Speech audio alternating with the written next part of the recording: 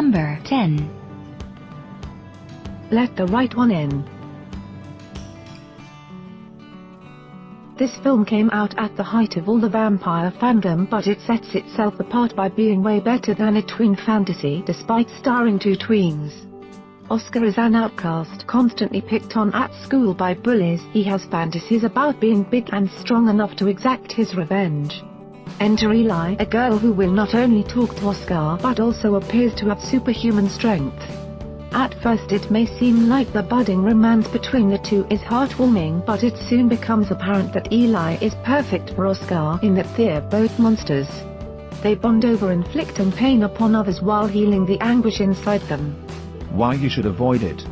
On the surface the relationship between Eli and Oscar seems alarmingly innocent, but when you realize that Eli is decades older than Oscar and needs a human servant to survive, the film becomes more about parasitism in relationships than about quirky tweens trying to make it work. Number 9. The Fly. Seth Brundle is a brilliant inventor. After years of work he has created a pair of teleportation pods and in his elation decides to show it to journalist Veronica Quaife. She is suitably impressed and the two begin a relationship. Unfortunately, soon afterwards Seth decides to test the pods out himself and his DNA gets splashed with a fly. The rest of the film shows the horrifying transformation his body and mind go through. Why you should avoid it. A standout example of the body horror genre, this film can be seen as a metaphor for disease and aging. Look at it from a relationship context, however, and it can be read as an exaggeration of the way people change throughout relationships. Show it to a date and you will essentially be telling her that you are planning on changing dramatically. Number 8. Only God Forgives. A twisted take on the revenge genre. A shady club runner rapes and murders a 16-year-old girl and then gets murdered by the girl's father at the instruction of Lieutenant Chang.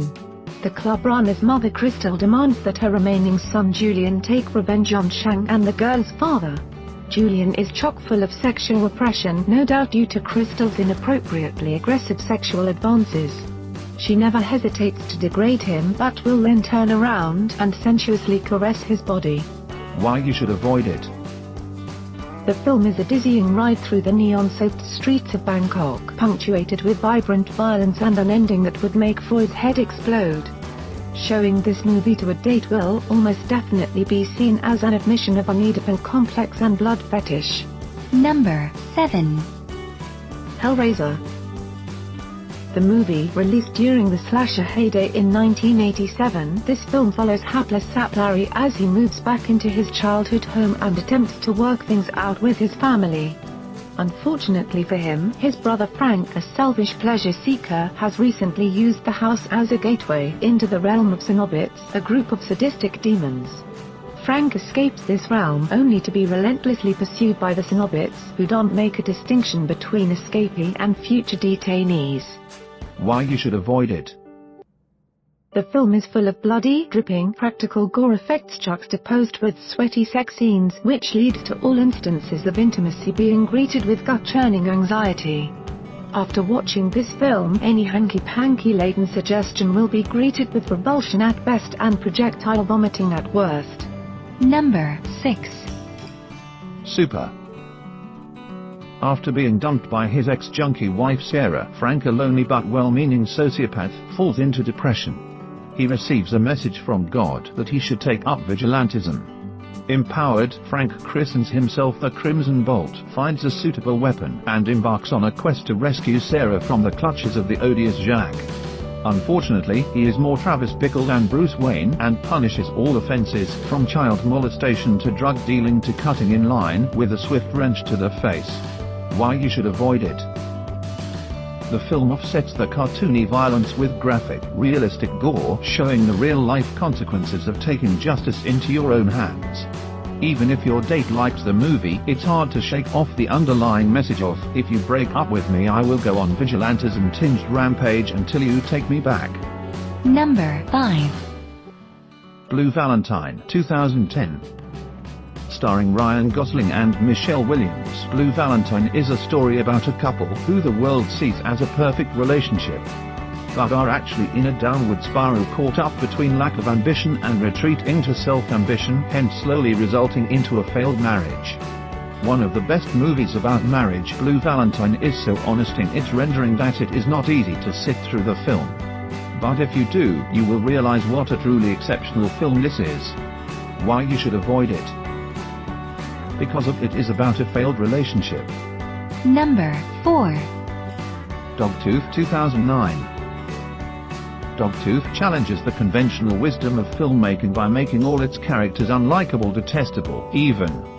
But there also lies the reason why Dogtooth works so well, because it is not afraid to go to uncomfortable places to reveal the dark aspect of human psychology. As disturbing and startling Dogtooth is, it also funny in a sad kind of way. Ultimately, it is as raw as modern filmmaking can get. Why you should avoid it. Because it has themes of sadism and incest. Number 3. Oldboy 2003.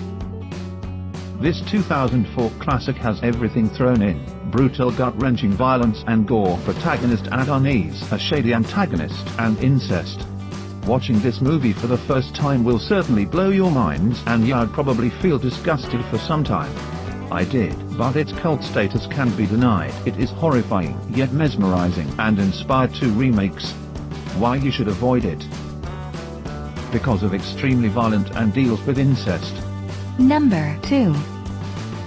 Salo, or the 120 Days of Sodom, 1975. It chronicles the story of the sickening pleasures of the lords and how they exploit 18 young men and women in devious manners. The tale is narrated in an unflinching manner, making it highly intense. The brutal murders, rape for fun and sadism make it one of the most difficult films to watch. It is gory and hurts the viewer almost physically every time it is watched. Some of the scenes are so disturbing that it becomes a nightmare. The torture is unapologetic, but poetic justice is served in the end. Why you should avoid it. Because of violent and disturbing. Number 1. Antichrist 2009. A grieving couple retreat to their cabin in the woods, hoping to repair their broken heart and troubled marriage. But nature takes its course and things go from bad to worse. A genius like Lars von Trier, who I'm a big fan of, is no stranger to making deeply disturbing films.